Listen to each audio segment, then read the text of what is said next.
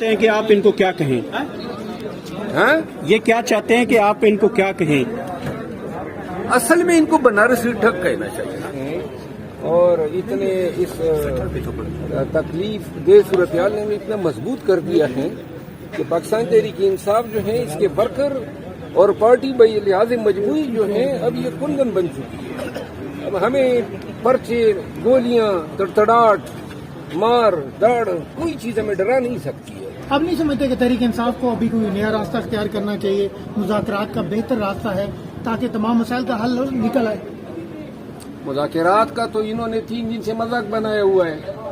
आगे से कहते हैं कि जी पहले ये कहें कि जी हम चोर नहीं हैं, ये कहते हैं कि हमें तो चोर कहते थे, तो चोर तो कहते थे, दुरुस्त कहते थे।